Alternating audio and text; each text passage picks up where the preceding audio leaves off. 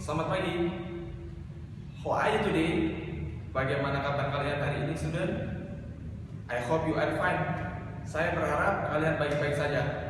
Stay at home, stay distance, take care, tetap di rumah, tetap jaga jarak kalian, dan tetap sehat buat kalian yang berada di sana.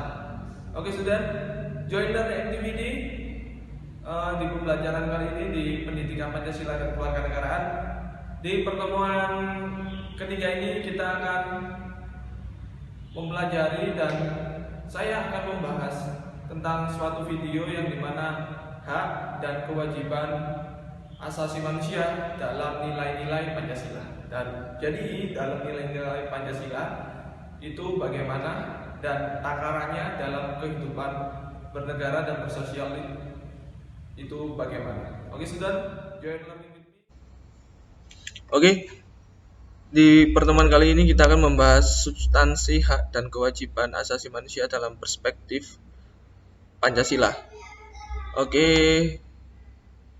ke pendahuluan terlebih dahulu.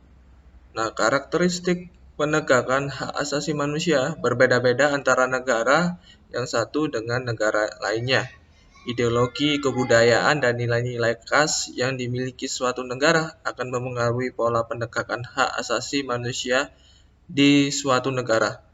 Contohnya, di Indonesia dalam proses penegakan hak asasi manusia berlandaskan kepada ideologi negara yaitu Pancasila, yang selalu mengedepankan keseimbangan antara hak dan kewajiban.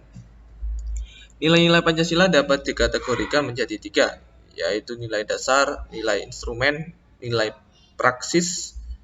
Ketiga kategori nilai Pancasila tersebut mengandung jaminan atas hak asasi manusia sebagai mana dipaparkan sebagai berikut.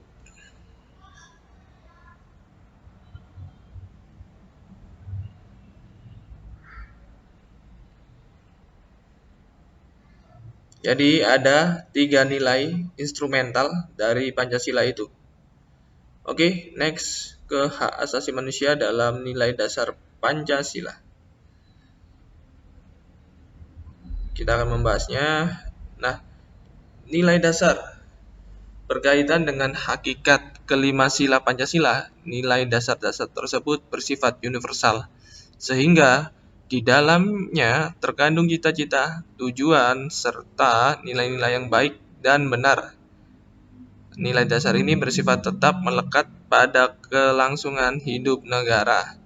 Nilai dasar tersebut bersifat universal sehingga di dalamnya terkandung cita-cita, tujuan, serta nilai-nilai yang baik dan benar. Nilai dasar ini bersifat tetap dan melekat pada kelangsungan hidup negara. Hubungan antara hak dan kewajiban asasi manusia dengan Pancasila dapat dijabarkan secara singkat sebagai berikut. Nah, yang pertama, ketuhanan yang Maha Esa menjamin hak kemerdekaan untuk memeluk agama, melaksanakan ibadah, dan kewajiban untuk menghormati perbedaan agama. Yang kedua, kemanusiaan yang adil dan beradab.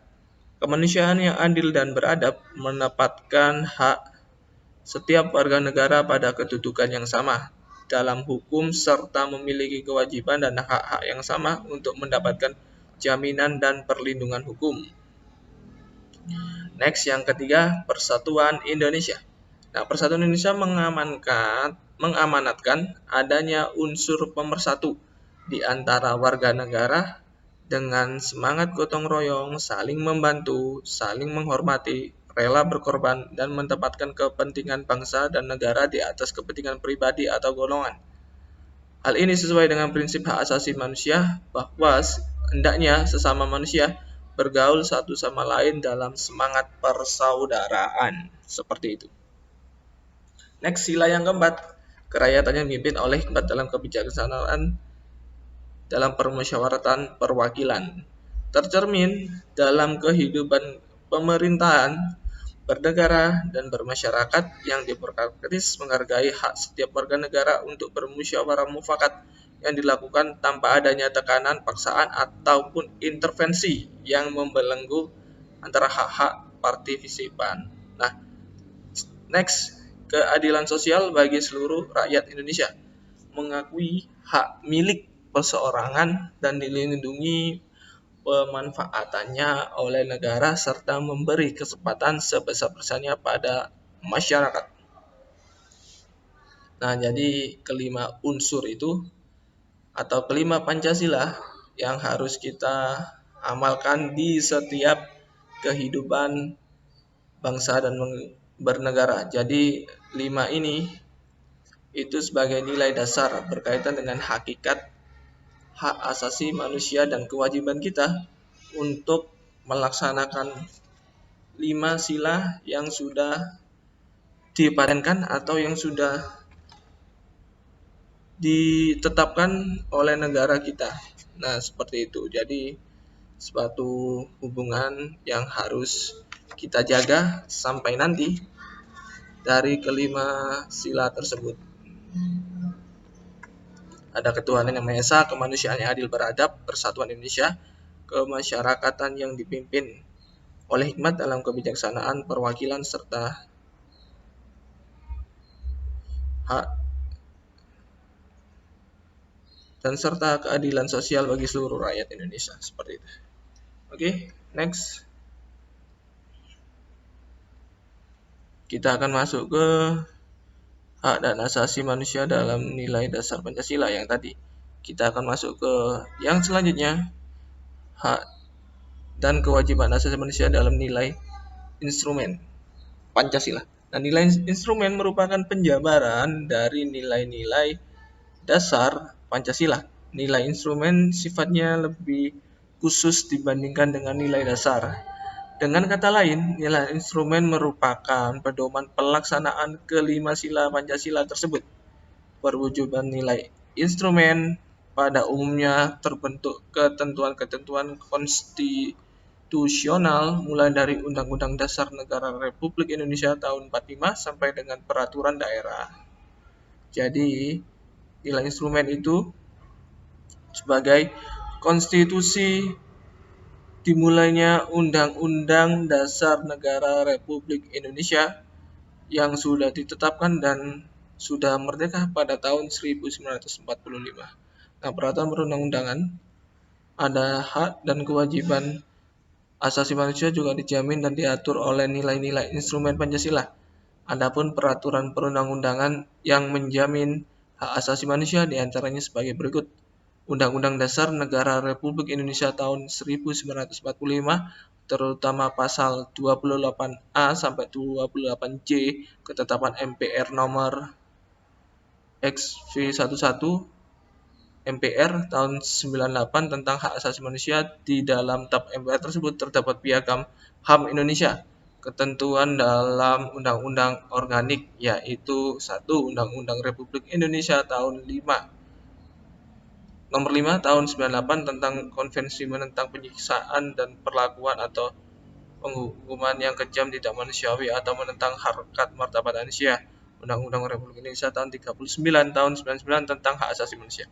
Ketentuan dalam peraturan pemerintah penggantian undang-undang Perpu tahun nomor 1 itu ya. Oke.